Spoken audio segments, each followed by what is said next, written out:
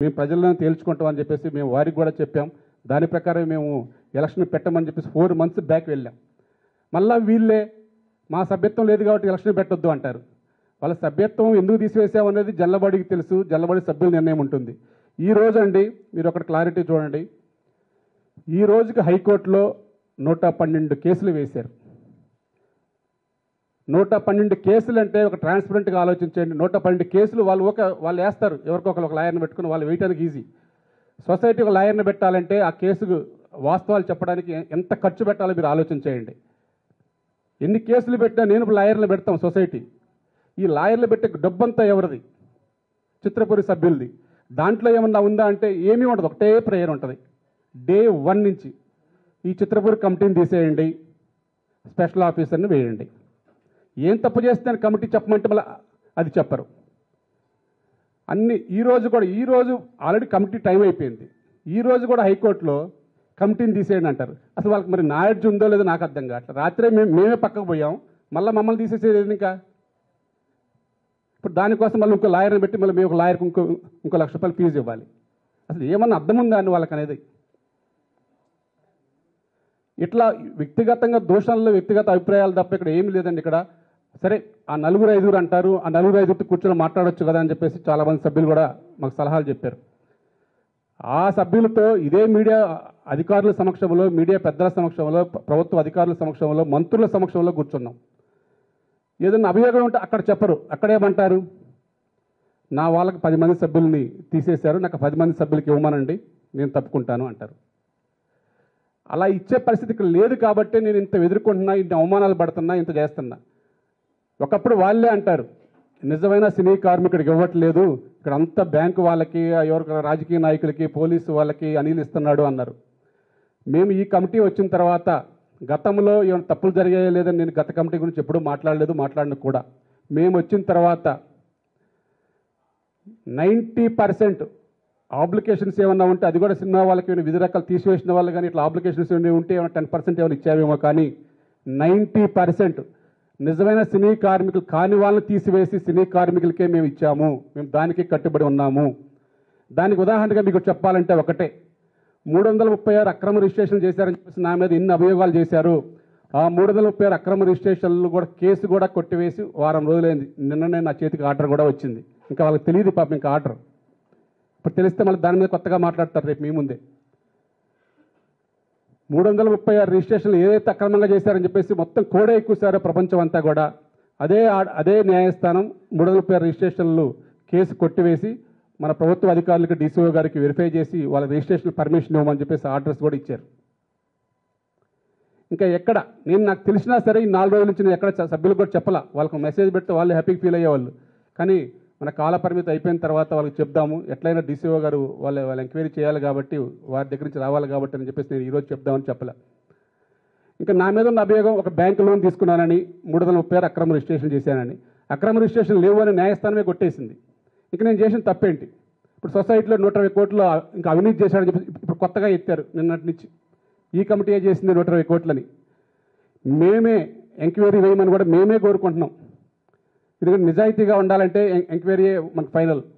Enquiry report చేస్తే క్లియర్గా అర్థమవుతుంది. మీకు గతంలో కాంట్రాక్ట్కి అడ్వాన్స్ ఇచ్చారు, ఇప్పుడు మేము గతంలో ఉన్న లాగా కాదు. ఇప్పుడు కాంట్రాక్ట్కి మేము సొసైటీ నుంచి డబ్బు ఇవ్వాలి. ఇప్పుడు చేసిన పనికి డబ్బు ఇవ్వక పనులు ఆగిపోతున్నాయి. ఇక్కడ ఇంత కష్టపడుతూ పనిచేస్తున్నా కానీ, ఇన్ని నిందలు పడ్డా కానీ చేసేది ఒకటే, చిత్రపూర్ లక్ష్యంగా పనిచేస్తున్నాం, చిత్రపూర్ అభివృద్ధి కోసం పనిచేస్తున్నాం, చిత్రపూర్ సంక్షేమం కోసం.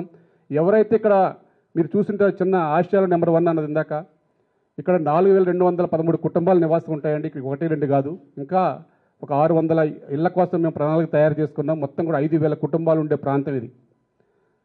5000 కుటుంబాలను అన్నింటినీ ఒక ఏకతాటి మీద తేవాలంటే ఎంత కష్టం ఉంటుందో మీకు తెలుసు. కానీ అందరినీ కూడా సమన్వయం చేసుకుంటా, ఎక్కడ కూడా చిన్న చిన్న విభేదాలు వచ్చినా మేమే ఒక పెద్ద మనుషుల్లాగా వెళ్ళి అన్ని సాల్వ్ చేసుకుంటూ వస్తాం.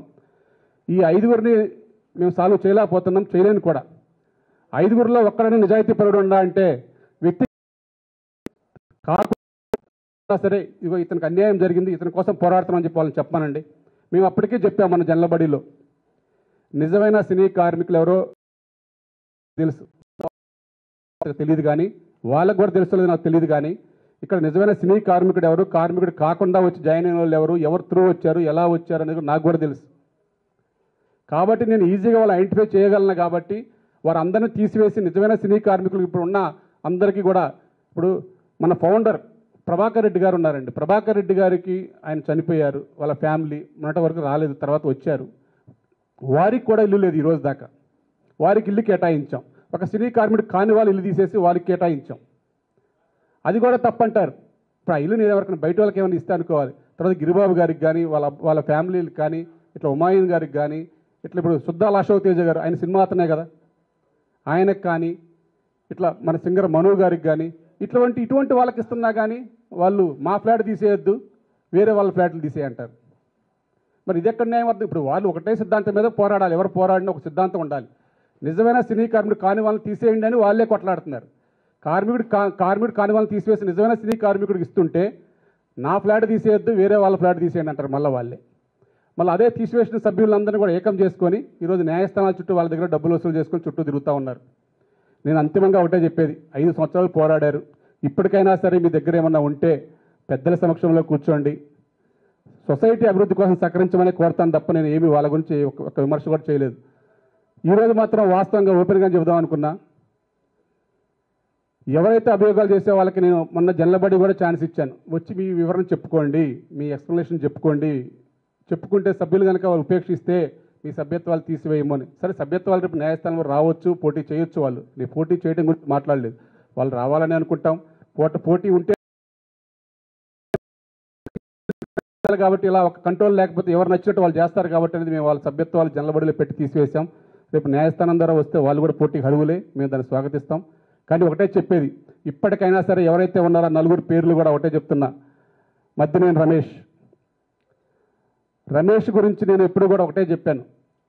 ఆయనకి ఒక రోస్ అలాట్ అయిన మాట వాస్తవం, రోస్ నెంబర్ 57. ఆ తర్వాత ఆయన సినిమా ఆర్థిక కష్టాలతో ఆ ఇల్లు గత అధ్యక్షుల వారికి ఇచ్చేసి వేరే ఈడబ్ల్యూఎస్ ఫ్లాట్ తీసుకున్నాడు, E5104. ఆ తర్వాత అది కూడా అఫీషియల్గా ఫైర్మెన్ కమిటీ అలాట్మెంట్ చేసింది, నేను చేయలేదు, ఇంకో కమిటీ వాళ్ళు చేయలేదు. అయినా సరే అవన్నీ కూడా పక్కన పెట్టేసి ఆయన ఒక డైరెక్టర్స్ యూనియన్ ద్వారా ఒక 15 మంది సభ్యులను ఇక్కడ యూనియన్లో చేర్పిస్తే వారందరినీ కూడా తీసివేయడం జరిగింది. మేము తీసేయలేదండి, మళ్ళీ నేను తీసేసి అనుకుంటారు.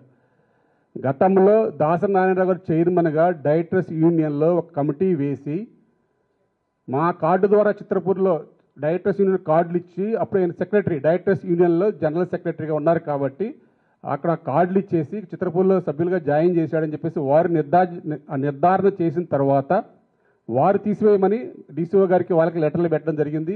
దానికి అనుగుణంగా గత కమిటీ ఇక్కడ అప్పుడు నేను కూడా ఉన్నాను కమిటీ మెంబర్గా, అప్పుడు మేము తీసివేయడం జరిగింది వారిని.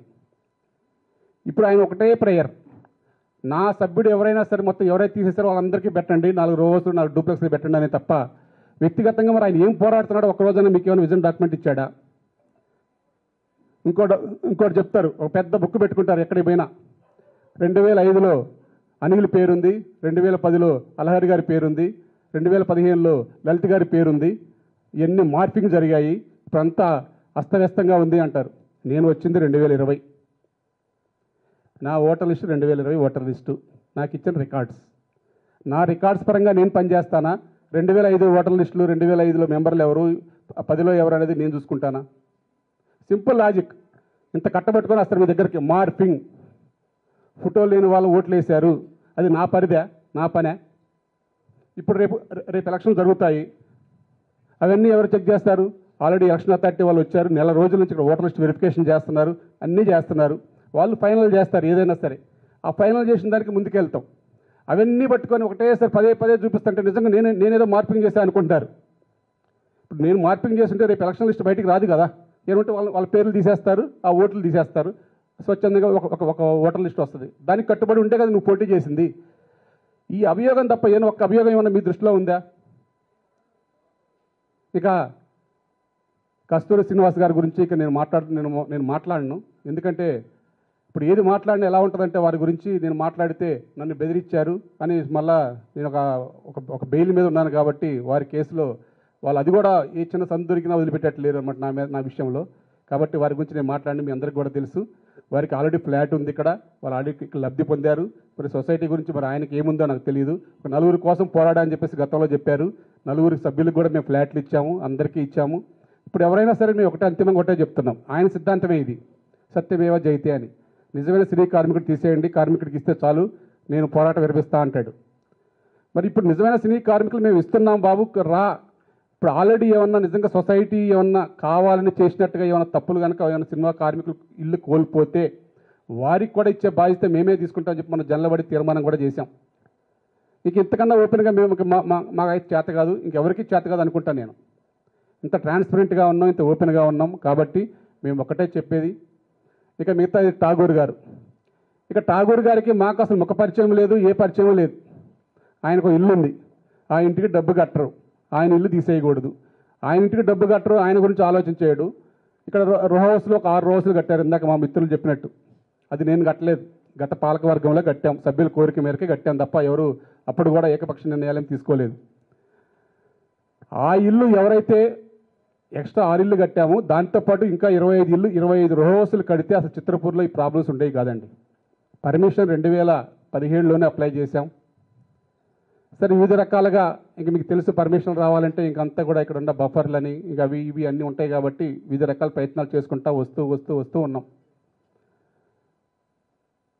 వస్తూ ఉండగా అప్పుడు ఒక 6 రోజులు ఎక్స్ట్రా కట్టారు, ఎందుకంటే మళ్ళీ కన్స్ట్రక్షన్తో పాటు కన్స్ట్రక్షన్ చేస్తేనే బాగుంటుందనే ఉద్దేశంతో కట్టారు. ఆ కట్టినప్పుడు వాళ్ళు ఏం మాట్లాడాల, ఓకే కట్టండి అని చెప్పేసి వాళ్ళే పర్మిషన్ ఇచ్చారు. మేము వచ్చిన తర్వాత ఆ ఇల్లు మాకు కేటాయించమంటారు వాళ్ళు. ఆల్రెడీ ఆ కేటాయింపులు అయిపోయాయి, ఎక్స్ట్రా కట్టారు కాబట్టి మీరు కట్టండి, మళ్ళీ మా ఇంటి పక్కన కట్టొద్దు, మా ఇంటి పక్కన కడితే మేము ఊరుకోమని ఇంకో సభ్యులు.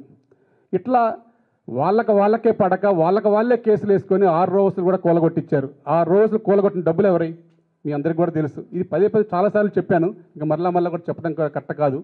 ఏది ఏమైనా అంతిమంగా ఈరోజు ఒక మాట తక్కువ మాట్లాడినా సొసైటీ డబ్బే లాస్ అవుతుంది, ఒక మాట ఏమైనా ఒక ఇల్లు కూలగొట్టినా సొసైటీ డబ్బే లాస్ అవుతుంది, మళ్ళా కట్టినా సొసైటీ డబ్బుతోనే కట్టాలి. ఏది చేసినా ఇక్కడ సొసైటీ డబ్బుతో కట్టాలి కాబట్టి మాట్లాడే ముందైనా ఒక విమర్శ చేసే ముందైనా ఒక కేసు వేసే ముందైనా సరే ఫైనల్గా సొసైటీకి వచ్చి సంప్రదించి అది కరెక్టా కాదని తెలుసుకొని వేస్తే సొసైటీ డబ్బు కూడా మిగులుతుంది, అటు సభ్యులకు కూడా ఆదాయం ఉంటుందన్న ఉద్దేశంతో నేను చెప్తున్నాను. ఏది ఏమైనా ఒకటే ఫైనల్గా కోరేది, సభ్యులు విమర్శలు ప్రతి విమర్శలు అనేది పక్కన పెట్టుకోండి. ఇప్పుడు రేపైనా ఎలక్షన్స్ వస్తాయి, ఎలక్షన్స్లో మేమైతే చాలా ట్రాన్స్పరెంట్గా ఉన్నాం. మేము ఇప్పటిదాకైతే సొసైటీకి చాలా నిర్భయంగా నిలబడి ఎవరు ఇన్ని అన్నా సరే, ఎంత ఏడిపించినా సరే, మా ఫ్యామిలీని ఎన్ని దూషణలు ఆడినా సరే, నన్ను కాదు నా ఫ్యామిలీతో సహా వచ్చారు. ఎందుకంటే ఇక నన్ను ఒక్కనే తప్పిస్తే కమిటీలోకి వాళ్ళు ఎంటర్ కావచ్చు అనే ఉద్దేశం తప్ప ఎట్లా ప్రాజెక్ట్ కంప్లీట్ చేయాలనేది ఎవరికి ఒక సంకల్పం లేదు, వాళ్ళ వ్యక్తిగత స్వార్థం తప్ప ఎవరికీ లేదు. అటువంటి వాళ్ళని ముందు పెట్టుకొని మీరు ముందుకు వెళ్ళినా మళ్ళీ సొసైటీ జీవితకాలం మళ్ళీ వెనక తిరిగి చూసుకోలేనంత బాధపడుతుంది.